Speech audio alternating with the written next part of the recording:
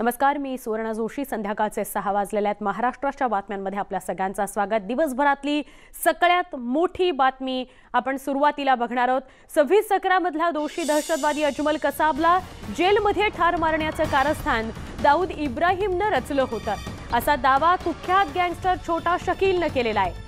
आमचे विशेष प्रतिनिधी मनोज गुप्ता यांनी छोटा शकीलशी संवाद साधला।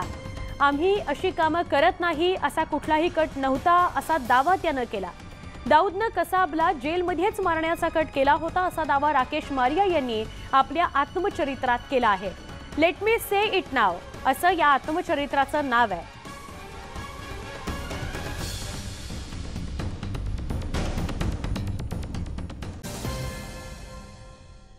महाराष्ट्राच्या बातम्यांमध्ये मुंबईतून एक महत्त्वाची बातमी येते। मुंबईमध्ये आज DYFI या संघटनेचे कार्यकर्ते चेंबूरहून दादरला निघालेले आहेत। दादरमधील चैत्यभूमीत ते जाणार आहेत।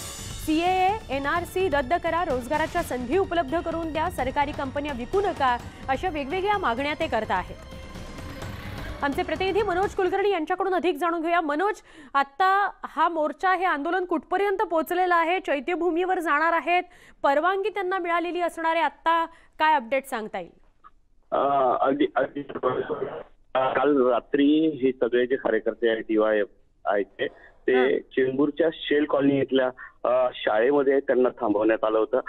काल नवी मुंबईमध्ये त्यांना अडवण्यात आलं होतं, तरी सुद्धा ते कार्यकर्ते आले होते आणि त्यानंतर सकाळपासून हे कार्यकर्ते होते ते आम्हाला चैत्यभूमीला जायचंच असल्याचा त्यांचा निर्धार होता। त्या संदर्भात पोलिसांसोबत, वरिष्ठ अधिकाऱ्यांसोबत त्यांची बातचीत सुरू होती। या ठिकाणी डहाणूचे आमदार आहेत ते सुद्धा आले होते आणि त्यांनी मध्यस्थी करून पोलिसांच्या अधिकाऱ्यांसोबत बोलून या चैत्यभूमीला जाण्याचा जो निर्धार व्यक्त केला होता तो पूर्ण झालेला आहे। कारण पोलिसांचं म्हणणं होतं की तुम्ही पायी किंवा तुमच्या गाडीने न जाता आम्ही तुम्हाला सोडणार, परंतु त्यातून मार्ग निघत नव्हता। तेव्हा आमदार आले आणि त्यांनी हा मार्ग काढला आणि आता जवळपास त्याच्या ज्या गाड्या होत्या, टेम्पो, ट्रक, जीप वगैरे, त्याच्यामध्ये बसलेले आहेत आणि चैत्यभूमीकडे रवाना झालेले आहेत। एकंदरीत दिवसभरामध्ये आज हे कार्यकर्ते आक्रमक झाले होते आणि कुठल्याही परिस्थितीमध्ये आज आम्ही चैत्यभूमीला जाणार म्हणजे जाणार असा त्यांचा निर्धार होता आणि तो पूर्ण झालेला आहे। नक्की, पण परिस्थिती नियंत्रणाबाहेर जाऊ नये म्हणून